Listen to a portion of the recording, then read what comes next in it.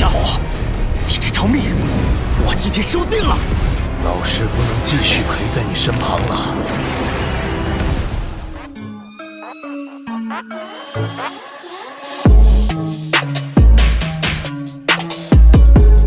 Halo para tetua, para pecinta Battletoad Heavens dimanapun kalian berada. Gimana nih kabar para tetua yang selalu stay dan udah selalu meramaikan kolom komentar? Udah siap kancut dengan perjalanan dari Mang Oyan? Kuy lah, gak usah pakai lama-lama lagi, kita kancutkan perjalanannya dan selamat berimajinasi.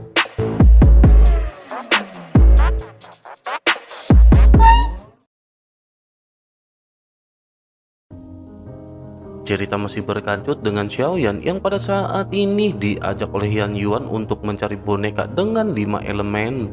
Setelah beberapa saat, Xiaoyan pada akhirnya telah berhasil menemukan boneka-boneka ini. Xiaoyan pun segera mengeluarkan peti mati merah yang segera digantung di atas peron. Mayat dari 5 elemen telah dikumpulkan oleh Yan Yuan dan Xiaoyan pada saat ini segera mengirimkan boneka-boneka ini untuk memasuki peti mati. Boneka ini tidak melawan karena Yan Yuan telah menghapus jejak spiritualnya.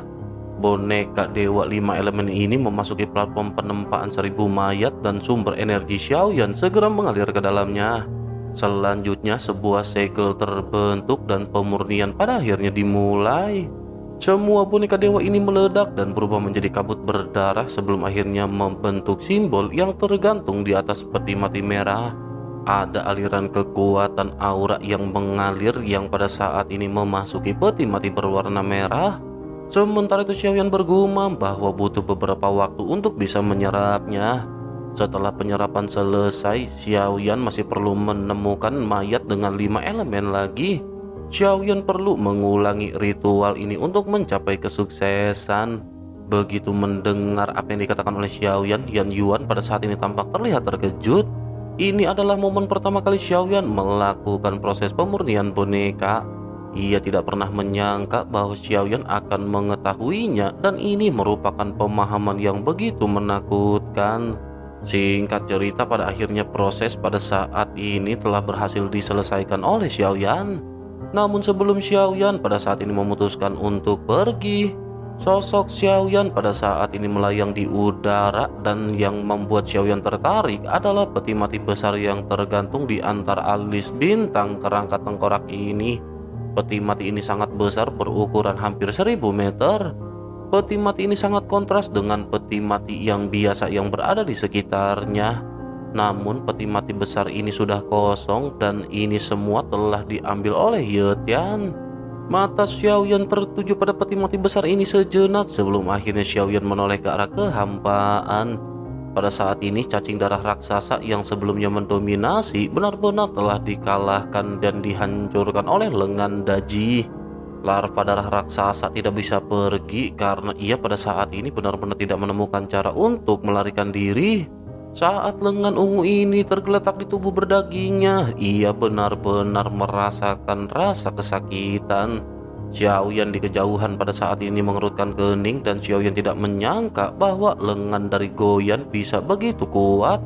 Ia benar-benar bisa menekan larva darah raksasa yang pada saat ini tidak bisa melawan. Xiaoyan pada akhirnya muncul di hadapan larva darah raksasa dan ketika melihat kemunculan Xiaoyan, sosoknya pada saat ini terkejut dan bergumam bahwa ini adalah dewa asli. Sosoknya tampak dipenuhi dengan kegembiraan dan tubuhnya pada saat ini menggeliat bersiap untuk menyerang Xiaoyan. Namun bersama dengan hal tersebut, lengan ungu tiba-tiba berubah menjadi kepalan tangan.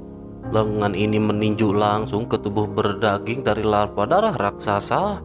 Ini menyebabkan tubuhnya seketika benar-benar merasa kesakitan. Sosoknya pada saat ini bergumam dari manakah datangnya benda jahat ini. Mendengar hal tersebut, Xiaoyan pada saat ini bergumam bahwa larva darah raksasa ditetaskan dari mayat dewa asli. Ia diubah oleh pikiran jahat dari dewa asli.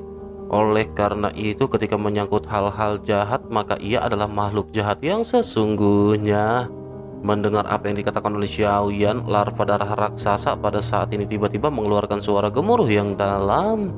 Sosoknya lanjut berteriak kepada Xiaoyan bahwa jika makhluk jahat ini tidak menghentikannya, ia akan menyedot semua darah Xiaoyan dengan cepat. Menanggapi hal tersebut, Xiaoyan pun tersenyum dan berkata, jika begitu maka Xiaoyan akan memberinya kesempatan ini. Xiaoyan lanjut mengangkat tangannya dan lengan ungu pada saat ini segera tergantung di samping Xiaoyan. Larva darah raksasa pada saat ini terkejut dan bergumam ternyata benda jahat ini adalah milik Xiaoyan. Karena ia telah menyakitinya begitu lama, maka ia pada saat ini benar-benar sangat marah. Mari mereka melihat apakah Xiaoyan bisa menahan serangan dari larva darah raksasa. Begitu sosoknya selesai berbicara, tubuhnya pada saat ini seketika membesar menjadi raksasa. Wajah busuk dengan tulang lengan yang terbuka pada saat ini terlihat tampak ganas dan menakutkan. Sosoknya pada saat ini langsung menyerang ke arah Xiaoyan. Xiaoyan juga tidak lagi menahan diri dan tubuh Xiaoyan tiba-tiba meledak. Dalam kabut berdarah yang meledak, kilatan emas tiba-tiba berenang di dalamnya. Kilatan petir terhubung satu sama lain dan tubuh yang sangat besar muncul di kehampaan. Pada akhirnya, ukuran dari larva darah raksasa pada saat ini tampak seperti seorang anak di hadapan seorang dewasa. Xiaoyan juga pada saat ini tidak mengambil tindakan dan tubuh besarnya pada saat ini tampaknya cukup untuk mengintimidasi larva darah raksasa. Sosok larva darah raksasa juga pada saat ini berhenti. Sosoknya sepertinya merasakan adanya sesuatu yang tidak beres dan memutuskan untuk berbalik melarikan diri. Tetapi begitu ia bergerak, lengan ungu yang sebelumnya ditarik Xiaoyan pada saat ini seketika kembali meraung. Sosoknya menghentikan larva darah raksasa yang hendak pergi dan bersama dengan hal tersebut, tanpa banyak bacot lagi, Xiaoyan segera melesatkan telapak tangannya. Angin yang menakutkan menderu dan tubuh busuk dari larva darah raksasa pada saat ini runtuh sedikit demi sedikit. Dalam sekejap mata tubuhnya juga seketika kembali ke ukuran aslinya dan ia tampak kelelahan. Xiaoyan pada saat ini sesungguhnya tidak ingin menghabisi larva darah raksasa. Meskipun sosoknya diubah oleh pikiran jahat dari dewa asli, Xiaoyan berharap Xiaoyan akan bisa mendapatkan ingatan dari dewa asli melaluinya. Xiaoyan pada akhirnya melepaskan kekuatan spiritualnya dan langsung mencoba untuk mencari jiwa. Tetapi ketika kekuatan jiwa menyebar, Xiaoyan menemukan bahwa benda ini tidak memiliki jiwa. Dengan begitu, maka pencarian jiwa pada saat ini tidak mungkin untuk diselesaikan. Bersama dengan hal itu, suara dari Jin Huanshen juga pada saat ini terdengar di benak Xiaoyan. Sosoknya berkata bahwa jika Xiaoyan ingin mendapatkan ingatan dewa aslinya, Xiaoyan tidak akan bisa melakukannya saat ini. Mungkin Xiaoyan akan bisa melakukannya setelah ia benar-benar bisa tumbuh dari larva darah menjadi raksasa yang sesungguhnya. Xiaoyan pun segera menarik jiwanya dan dengan pikirannya telapak tangan Xiaoyan sudah diarahkan ke larva darah raksasa. Kekuatan hisap yang kuat segera menghantamnya dan larva darah raksasa tidak mengetahui apa yang terjadi berikutnya. Ia hanya bisa merasa bumi dan langit berputar dan ia segera muncul di lingkungan yang aneh. Sosoknya berteriak di manakah ia pada saat ini dan kemanakah Xiaoyan mengirimnya pergi. Larva darah raksasa dengan cepat melesat menjauh dan ia segera menemukan bahwa tempat ini adalah tempat yang tidak bisa ia terobos. Larva darah raksasa pun kembali meraung dan ia benar-benar tidak lagi bisa melakukan apapun. Namun bersama dengan hal tersebut pada saat ini tiba-tiba setetes darah emas mengembun. Larva darah raksasa tampak seperti seekor anjing yang melihat tulang. Ia langsung melompat ke arahnya dengan penuh semangat dan melahap esensi darah ini. Sosoknya lanjut bergumam bahwa darah dewa asli ini benar-benar sangat enak. Selanjutnya sosoknya kembali berteriak meminta Xiaoyan untuk melepaskannya dari tempat sialan ini. Namun tepat ketika larva darah raksasa meraung dengan marah, lengan ungu yang familiar juga muncul di ruang ini. Ruang ini adalah reruntuhan roh kuno dari pagoda pemurnian. Setelah Goyan diculik, maka tempat ini akhirnya kosong. Larva darah pada saat ini benar-benar disiksa oleh Xiaoyan dengan Xiaoyan yang meletakkan lengan berwarna ungu. Xiaoyan juga pada saat ini berpikir akan lebih baik bagi Xiaoyan untuk menangkapnya dan mengolahnya secara perlahan. Adapun mengenai apakah ia bisa tumbuh menjadi raksasa atau tidak, Xiaoyan sebenarnya tidak terlalu peduli. Xiaoyan pun menghela nafas dan pada saat ini Xiaoyan segera melambaikan tangannya. Selanjutnya kompas yang diberikan oleh Yuyan muncul di bawah kaki Xiaoyan. Setelah diduduki, kompas ini pada akhirnya berubah menjadi kilatan pelangi dan menyapu menuju kehampaan. Selanjutnya Xiaoyan melambaikan tangannya dan sesosok tubuh pada saat ini muncul di samping Xiaoyan. Meskipun aura ini cukup stabil, tetapi sosoknya sangat lemah. Sosok ini seolah-olah telah kehilangan vitalitasnya dan hanya tersisa satu tarikan nafas untuk bertahan hidup. Sosok ini adalah klon dari iblis keabadian yang terluka parah dalam perebutan sebelumnya. Xiaoyan berniat untuk memerintahkannya duduk di atas kompas, tetapi Xiaoyan memikirkan sesuatu. Xiaoyan lanjut mengeluarkan kompas yang Xiaoyan dapatkan sebelumnya, dan meskipun jauh lebih kecil, tetapi kompas ini cocok untuk klon iblis keabadian. Xiaoyan pada akhirnya segera meminta klon iblis keabadian untuk duduk bersila di kompas lain sendirian.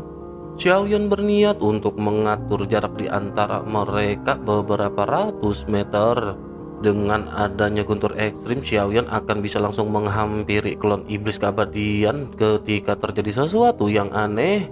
Xiaoyan pada saat ini berniat untuk mendapatkan hasil dan melihat apakah umpannya akan dimakan oleh ikan besar. Xiaoyan pun bergumam bahwa jika klon iblis keabadian ini benar-benar leluhur dari alam iblis keabadian kuno, maka seseorang akan mendatanginya. Begitu selesai, Xiaoyan pada akhirnya segera kembali memikirkan hal lainnya yang menyangkut dengan Goyan. Meskipun Goyan pada saat ini telah menghilang, tetapi Xiaoyan telah berjanji bahwa Xiaoyan akan menemukan bagian tubuh dari Goyan. Xiaoyan juga telah menemukan sebuah tempat dan Xiaoyan pada saat ini berniat untuk pergi ke sana. Xiaoyan lanjut bergumam bahwa nama asli dari Goyan adalah Daji. Sepertinya ia sangat terkenal dan mengapa tubuhnya akhirnya benar-benar bisa hancur. Xiaoyan mau tidak mau segera memikirkan alasan pertarungan apa yang bisa menghancurkan tubuh sosok sekuat Daji. Xiaoyan tidak bisa menemukan orang ketiga selain dari Yang Mulia dan Dewa Jahat. Xiaoyan pada saat ini menghela nafas sebelum akhirnya Xiaoyan kembali menatap ke kehampaan. Selanjutnya Xiaoyan bertanya apakah kehendak alam iblis keabadian benar-benar telah mengambil tahanan spiritual. Setelah beberapa saat tidak ada jawaban dari kehendak alam iblis keabadian kuno. Sebagai kehendak alam iblis keabadian kuno, mustahil baginya untuk tidak mendengar teriakan Xiaoyan. Tidak menjawab berarti menyetujui secara diam-diam. Xiaoyan pada saat ini meyakini bahwa sepertinya hal ini benar-benar dilakukan oleh kehendak alam iblis keabadian kuno. Xiaoyan pada akhirnya kembali berteriak bahwa kehendak alam iblis keabadian kuno dapat memilih untuk tidak menjawab. Tetapi Xiaoyan ingin menasihatinya jika tahanan spiritual benar-benar hancur. Xiaoyan menjamin bahwa penghalang dunia benar-benar akan dihancurkan dan mereka semua akan ikut mokat bersama Goyan. Xiaoyan menggertakkan giginya dan Xiaoyan pada saat ini mengesampingkan permasalahan ini terlebih dahulu. Setelah Xiaoyan meninggalkan sekte boneka dewa, Xiaoyan telah memastikan bahwa tidak ada yang mengikutinya. Oleh karena itu Xiaoyan pada saat ini segera membalik telapak tangannya dan mengeluarkan pil yang sebelumnya Xiaoyan murnikan. Xiaoyan berpikir bahwa meskipun Xiaoyan tidak tahu mengapa Qi begitu murah hati kepada Xiaoyan, karena semuanya telah terjadi, maka Xiaoyan hanya bisa segera menyempurnakan pil yang selanjutnya. Xiaoyan pada akhirnya memurnikan beberapa pil lainnya dengan menggunakan tetesan darah dewa asli. Begitu selesai, Xiaoyan segera mengirimkan pil ini ke dalam Suyu. Xiaoyan tidak berhenti dan mata Xiaoyan pada saat ini tertuju pada klon iblis keabadian untuk beberapa saat. Setelah selesai, Xiaoyan kembali melambaikan tangannya dan kuali obat kembali muncul. Xiaoyan lanjut bergumam bahwa memurnikan obat dapat meningkatkan kekuatan Xiaoyan. Namun Xiaoyan harus terus-menerus menembus level obat yang Xiaoyan murnikan. Xiaoyan ingin tahu apakah Xiaoyan dapat menggunakan keterampilan memurnikan obat ini untuk menerobos ke tingkat langkah ke-9 Kaisar. Xiaoyan pun kembali membalikkan tangannya dan Xiaoyan pada saat ini mengeluarkan beberapa resep. Qi atau nomor 7 mempercayakan total 3 pil untuk dimurnikan kepada Xiaoyan. Hanya tersisa 1 pil yang belum dimurnikan oleh Xiaoyan dan Xiaoyan sedikit terkejut melihat nama pil ini. Xiaoyan mendesis dingin dan bergumam menyebutkan nama pil yang bernama Dream Return Pill. Pil ini dapat membuat penggunanya tertidur dan meninjau kembali kehidupan ini dalam tidurnya. Efek pil ini sangat sederhana, tetapi benar-benar sangat misterius. Hal ini bahkan membuat Xiaoyan menganggapnya luar binasa. Mereka yang bisa memikirkan ramuan ini pasti memiliki banyak keengganan dalam hidup ini. Xiaoyan juga pada akhirnya segera mengingat kembali ke masa lalunya dan Xiaoyan merasakan ada terlalu banyak keengganan dan terlalu banyak ketidakpuasan. Ayah Xiaoyan, kakak lelaki tertua dan kakak keduanya pada saat ini telah menjadi masa lalu Xiaoyan. Saat Xiaoyan sedang memikirkan hal ini, Xiaoyan tiba-tiba merasakan sakit yang menyayat hati. Xiaoyan sepertinya merasa telah melupakan sesuatu. Xiaoyan pun bertanya mengapa ini terjadi dan mungkinkah Xiaoyan telah melupakan sesuatu. Wajah Xiaoyan tampak garang dan pupil matanya terus berputar seolah-olah Xiaoyan mencari kenangan yang hilang di benaknya. Setelah beberapa saat, ekspresi galak terus-menerus melonjak di wajah Xiaoyan dan Xiaoyan bergumam bahwa yang Xiaoyan lupakan bukanlah sesuatu. Ini adalah seseorang dan ini merupakan seseorang yang sangat penting bagi Xiaoyan. Xiaoyan terus-menerus memikirkan hal ini hingga pada akhirnya merasa sangat pusing. Xiaoyan tidak bisa ingat apapun mengenai sosok ini. Xiaoyan hanya tahu bahwa Xiaoyan telah melupakan orang yang sangat penting dan sosoknya Xiaoyan tidak mengingatnya. Xiaoyan kembali bertanya mengapa Xiaoyan tidak bisa mengingat sosok ini. Yang Xiaoyan ingat adalah bahwa Xiaoyan pernah berkata kepada sosok ini bahwa ia akan selalu mengingatnya. Namun mengapa Xiaoyan pada saat ini bahkan tidak mengetahui namanya? Xiaoyan benar-benar merasakan kesakitan di kelapanya dan Xiaoyan terus-menerus memegangi kelapanya. Selanjutnya di dalam kesakitannya, kilatan kejernihan tiba-tiba muncul di kedalaman mata Xiaoyan. Selanjutnya Xiaoyan merobek lengannya dan memperlihatkan tulang yang terdapat tulisan di dalamnya. Xiaoyan melihat sebuah nama yang bertuliskan Chen Xianyuan dan Xiaoyan bertanya siapakah Chen Xianyuan. Xiaoyan mengukir namanya di tulangnya. Ia pasti sangat penting, tetapi mengapa Xiaoyan tidak bisa mengingat sosok ini? Rasa sakit yang menyayat hati ini benar-benar membuat Xiaoyan semakin frustasi. Dengan rasa sakit yang semakin parah, sosok Xiaoyan pada akhirnya terjatuh pingsan. Mungkin hanya ada beberapa keadaan khusus yang dapat membuat seorang keabadian kaisar benar-benar terjatuh pingsan. Tidak diketahui berapa lama waktu berlalu sebelum akhirnya Xiaoyan perlahan bangun. Xiaoyan menggelengkan kelapanya dan melihat ke sekeliling seolah-olah tidak terjadi apa-apa. Xiaoyan hanya bergumam, bertanya-tanya mengapa Xiaoyan terjatuh pingsan. Xiaoyan selanjutnya melihat ramuan dan selip batu giok di tangannya dan sepertinya Xiaoyan tidak bisa mengingat mengapa Xiaoyan pingsan. Dalam keadaan kebingungan, Xiaoyan pada akhirnya memutuskan untuk memulai menyempurnakan pil pengembalian mimpi. Xiaoyan sepertinya tidak ingat mengapa Xiaoyan pingsan dan sepertinya jika bukan karena nama yang terukir di tulangnya, Xiaoyan bahkan benar-benar akan melupakan nama ini.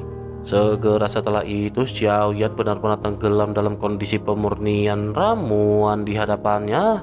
Meskipun kesulitan dalam memurnikan ramuan obat ini tidak sebaik dengan pemurnian sebelumnya, obat mujarab ini berbeda dan memiliki metode pemurnian khusus.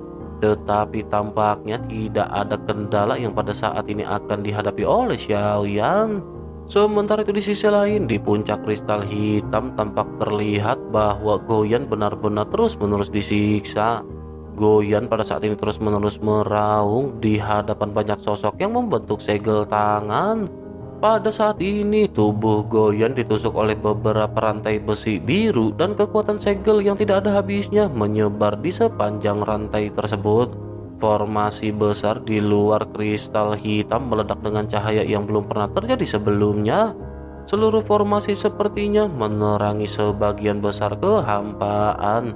Seluruh alam iblis keabadian kuno juga tampak terkejut pada saat ini karena penghalang dunia telah diperbaiki. Di sisi lain, di puncak lautan awan di alam iblis keabadian kuno, di aula utama ada sesosok cantik yang sedikit mengangkat kelapanya. Matanya yang indah seolah mampu menebus kehampaan dan segala sesuatunya bisa ia pantau. Sosoknya lanjut bergumam bahwa ia tidak menyangka kelompok sampah ini benar-benar berhasil melakukannya. Penghalang dunia yang telah hancur di alam iblis keabadian kuno selama ribuan tahun telah diperbaiki. Namun ia tidak tahu berapa lama hal ini akan bisa bertahan. Selanjutnya sosok ini menatap ke arah sosok yang tegak yang berdiri di hadapannya. Sosoknya lanjut bergumam bahwa terlepas dari semuanya hal ini tidak penting. Jika dibandingkan dengan sosok ini, selama ia bisa menikmati makan malam, tidak menjadi permasalahan apakah dunia ini hancur atau tidak. Sosok ramping yang berdiri di hadapannya tampak memiliki tubuh yang proporsional. Jika Xiaoyan melihatnya, Xiaoyan pasti akan terkejut karena sosok ini sama persis dengan Xiaoyan. Sosok wanita ini pada akhirnya kembali bergumam bahwa sangat disayangkan manusia akar teratai ini hanya memiliki wujud Xiaoyan saja. Tetapi meskipun begitu, hal ini tidak menjadi permasalahan jika dibandingkan dengan tidak ada Xiaoyan sama sekali. Begitu selesai berbicara, sosoknya pada saat ini melangkah maju dan memeluk manusia akar teratai yang mirip Xiaoyan. Wajah cantiknya tampak berubah menjadi kemerahan. Selanjutnya sosoknya pada saat ini tampak menikmati situasi yang ia buat sendiri. Xiaoyan benar-benar tidak mengetahui hal ini, dan jika Xiaoyan mengetahui apa yang terjadi di aula ini, Xiaoyan mungkin tidak akan pernah kembali lagi ke alam iblis keabadian kuno. Sementara itu kembali ke Goyan yang pada saat ini benar-benar merasakan pengekangan yang kuat. Mata biru besarnya yang semula tampak redup perlahan-lahan benar-benar mulai semakin padam. Sepertinya yang diekstraksi pada saat ini bukanlah kekuatan penyegelan Goyan, melainkan vitalitasnya. Goyan pun bergumam bahwa jika Xiaoyan tidak datang, maka Xiaoyan tidak akan pernah melihat Goyan lagi. Setelah kata-kata terakhir ini terdengar, pada akhirnya Goyan perlahan-lahan menutup matanya yang besar. Goyan pada akhirnya tampak seolah-olah ia sedang tertidur lelap. Di sisi lain di atas kompas, Xiaoyan tiba-tiba terkejut dan perasaan yang tidak bisa dijelaskan melekat di hati Xiaoyan. Pupil mata Xiaoyan sedikit menyusut dan Xiaoyan segera berhenti memurnikan ramuan. Xiaoyan lanjut menoleh untuk melihat ke arah klon iblis keabadian. Xiaoyan lanjut bergumam bahwa Goyan pada saat ini sedang berada dalam permasalahan. Xiaoyan pada saat ini berpikir bahwa rencana Xiaoyan tampaknya benar-benar terlalu lama.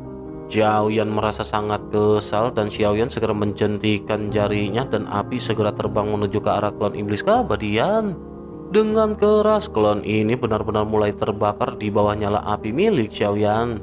Tidak ada aura yang muncul dan Xiaoyan menyaksikan klon iblis keabadian ini dibakar menjadi abu. Jika klon ini tidak dapat berfungsi saat ini, maka tidak ada gunanya bagi Xiaoyan untuk menyimpannya. Xiaoyan pun menggertakkan giginya dan Xiaoyan pada saat ini segera bertanya kepada Zanlao. Xiaoyan bertanya, bisakah daun dunia diselamatkan atau dihancurkan? Zanlao segera menjawab Xiaoyan bahwa daun dunia ini sesungguhnya adalah milik Xiaoyan. Tidak ada cara untuk mendefinisikan apa yang baru saja dimaksud oleh Xiaoyan. Keduanya bisa terjadi dan semuanya ditentukan oleh pikiran Xiaoyan sendiri. Namun jika Xiaoyan telah membuat pilihan, maka Xiaoyan akan segera membayar harga yang setimpal. Xiaoyan kembali menggertakkan giginya dan bergumam jika begitu maka Xiaoyan akan membayar harganya. Goyan selalu berada di sisi Xiaoyan dan selalu melamatkan Xiaoyan, oleh karena itu Xiaoyan harus menyelamatkannya. Mata Xiaoyan dipenuhi dengan tekad sebelum akhirnya ekspresi Xiaoyan menjadi semakin serius. Niat membunuh pada saat ini muncul di matanya dan Xiaoyan pada saat ini bergumam bahwa Xiaoyan akan menyelamatkan Goyan. Xiaoyan selanjut memutuskan untuk memasuki pagoda pemurnian dan Xiaoyan mencapai lantai ke-10. Ini adalah tempat pohon dunia berada. Xiaoyan memandang ke arah daun dari pohon dunia yang tidak banyak. Xiaoyan juga ingat bahwa saat pertama kali Xiaoyan menatap ke arah pohon dunia ini, tidak ada daun yang tumbuh di atasnya sama sekali. Sekarang hanya ada beberapa daun yang bisa dilihat oleh Xiaoyan dan Xiaoyan tidak lagi peduli mengenai apapun itu harganya. Xiaoyan pun perlahan-lahan segera mengulurkan tangannya dan Xiaoyan memetik daun dunia dari pohon tebal. Saat Xiaoyan melepaskannya, Xiaoyan merasakan kehendak yang kuat datang ke arah Xiaoyan. Selanjutnya Xiaoyan segera merasakan umur panjangnya dengan cepat menghilang. Secara logika sebagai keabadian kaisar, Xiaoyan seharusnya tidak perlu memikirkan lagi mengenai umur panjang ini. Namun saat melepas daun dunia, Xiaoyan merasa umurnya pada saat ini hanya tersisa 1000 tahun. Xiaoyan tersenyum pahit dan Xiaoyan segera memandang ke arah daun dunia di tangannya. Apa yang tidak disangka oleh Xiaoyan adalah bahwa dengan melakukan hal ini, Xiaoyan benar-benar membayar biaya yang sangat mahal. Xiaoyan pun bergumam bahwa setelah 1000 tahun mungkinkah Xiaoyan akan binasa? Mungkinkah Xiaoyan akan menghilang dari dunia ini? Mendengar hal tersebut, suara Zanlao pada saat ini kembali terdengar di benak Xiaoyan. Zanlao menjelaskan bahwa Xiaoyan harus membayar harga yang berbeda untuk memetik daun dunia. Harga ini juga tidak bisa dihancurkan. Jika Xiaoyan bisa menembus keabadian dewa dalam waktu 1000 tahun ini, mungkin Xiaoyan akan bisa menghindarinya. Xiaoyan berpikir tampaknya ada cukup waktu untuk menerobos keabadian dewa dalam waktu 1000 tahun. Namun meskipun Xiaoyan bahkan telah mencapai langkah ke-9 keabadian kaisar, Xiaoyan masih perlu menyeberang ke keabadian dewa dan ini mungkin tidak akan bisa diselesaikan oleh Xiaoyan. Xiaoyan benar-benar harus memanfaatkan waktu yang ada. Terobosan keabadian kaisar adalah mendapatkan pemahaman yang jelas tentang segala sesuatu selama kultivasi dan dengan demikian Xiaoyan akan bisa mengendalikan energi dunia. Sementara itu keabadian dewa membutuhkan pemahaman yang jelas tentang kekuatan aturan dan pengendalian aturan. Ini jauh lebih sulit daripada keabadian seorang kaisar dan dalam waktu 1000 tahun. Xiaoyan benar-benar tidak memiliki keyakinan untuk bisa melakukan hal ini. Namun Xiaoyan benar-benar tidak bisa membiarkan Goyan pada saat ini terjatuh mokat. Xiaoyan pun bergumam bahwa Goyan telah mengikuti Xiaoyan dari tempat hukuman para dewa. Ketika Xiaoyan berada di dalam bahaya, Goyan selalu melindungi Xiaoyan dan tidak peduli apakah harga yang harus dibayar. Xiaoyan pada saat ini harus tetap melindungi Goyan. Menjaga adalah cara Xiaoyan dan Xiaoyan harus menjaga rekannya berapapun biaya yang harus Xiaoyan bayar. Xiaoyan lanjut memandang daun dunia yang hanya seukuran telapak tangan di tangan Xiaoyan. Xiaoyan tidak menyangka bahwa daun sekecil ini benar-benar akan bisa mengubah nasib sebuah dunia. Setelah Xiaoyan keluar dari pagoda pemurnian, kesadaran Xiaoyan pun kembali dan Xiaoyan membuka matanya. Xiaoyan segera membalikkan tangannya dan daun dunia tiba-tiba muncul di telapak tangan Xiaoyan. Xiaoyan bahkan tidak bisa merasakan keistimewaan dari daun dunia yang tampak biasa ini. Xiaoyan hanya bisa samar-samar menyadari bahwa kekuatan yang dimilikinya adalah kekuatan aturan mutlak.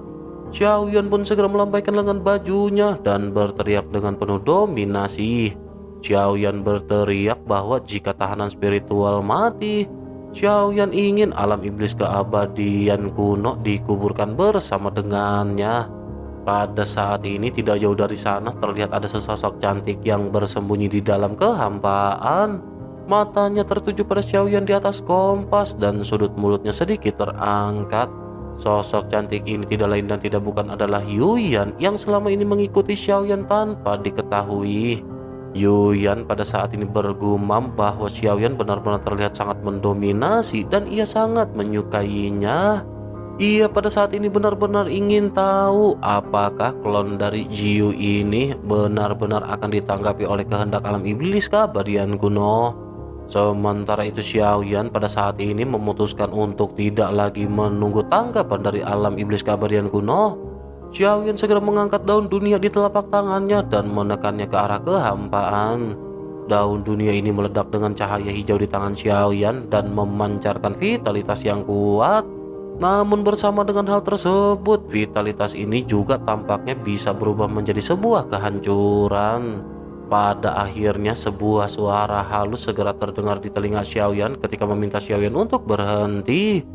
Ini adalah suara yang datang dari kehendak alam iblis keabadian kuno. Mungkin kehendak alam iblis keabadian kuno tidak menyangka bahwa Xiaoyan akan benar-benar mengeluarkan daun dunia. Hal ini membuat kehendak iblis keabadian kuno benar-benar terancam. Sementara itu mata Xiaoyan dipenuhi dengan warna merah dan Xiaoyan berteriak bahwa itu sudah terlambat. Cahaya biru yang keluar dari daun dunia di tangan Xiaoyan tiba-tiba berubah menjadi cahaya berwarna merah. Cahaya ini memancarkan vitalitas yang seketika membuat distorsi yang berada di sekitar. Suara dari kehendak alam iblis keabadian kuno kembali terdengar ketika ia berkata bahwa tahanan spiritual belum mokat. Oleh karena itu ia berharap Xiaoyan pada saat ini menjaga tangannya. Begitu selesai berbicara, retakan pada saat ini segera muncul di depan Xiaoyan. Melihat retakan ini, Xiaoyan menutup jarinya dan daun dunia untuk sementara berhenti. Tanpa ragu, Xiaoyan segera bergegas memasuki celah yang dibuat oleh kehendak alam iblis keabadian kuno. Setelah masuk, Xiaoyan pada akhirnya muncul di dalam kehampaan berwarna abu-abu. Apa yang menarik perhatian Xiaoyan adalah hamparan luas kehampaan yang tidak ada habisnya. Di tengahnya ada cahaya biru yang terus-menerus mempertahankan kekuatan formasi. Di tengah-tengahnya terdapat puncak kristal hitam yang menjebak Goyan. Ini juga merupakan mata formasi yang mempertahankan kekuatan formasi. Melihat formasi yang begitu besar, Xiaoyan pada saat ini mendesis dingin karena formasi ini belum pernah dilihat oleh Xiaoyan sebelumnya. Terlebih lagi, formasi ini juga benar-benar dapat menahan Goyan yang merupakan ahli segel. Xiaoyan pada akhirnya kembali berteriak sebaiknya mereka melepaskan Goyan. Jika tidak, maka Xiaoyan akan membuat penghalang dunia dari alam iblis keabadian kuno menghilang sepenuhnya. Tanpa tindakan Xiaoyan, alam iblis keabadian kuno akan binasa selamanya. Mereka benar-benar akan segera menjadi seperti dunia yang luas. Cahaya merah menyala di telapak tangan Xiaoyan dan cahaya merah perlahan keluar dari sela-sela jari Xiaoyan. Dapat dilihat bahwa cahaya merah ini seolah-olah akan bisa meledak kapanpun Xiaoyan mau. Begitu mengatakan hal ini, puncak menara hitam pada saat ini meledak tanpa peringatan apapun. Tampaknya tidak ada satupun sosok yang duduk bersila yang pada saat ini menyangka bahwa Xiaoyan benar-benar akan datang. Xiaoyan pada saat ini melihat Goyan yang tertusuk rantai besi biru di tubuhnya. Xiaoyan pun lanjut berteriak bahwa Xiaoyan benar-benar ingin menguburkan mereka karena mereka berani menyentuh Goyan. Di saat yang sama, Goyan yang pada saat ini tertusuk rantai biru perlahan-lahan mulai membuka mata besarnya. Goyan pun segera bergumam, ia tahu bahwa Xiaoyan pasti akan datang untuk menyelamatkan Goyan. Setelah Goyan berbicara, pada saat ini Goyan tampak terlihat tergagap dan Goyan terjatuh pingsan. Bola mata besar yang awalnya bersinar dengan cahaya biru redup kini benar-benar menjadi semakin padam. Xiaoyan pada saat ini melotot terkejut dan Xiaoyan pada saat ini benar-benar merasakan kekhawatiran terhadap Goyan.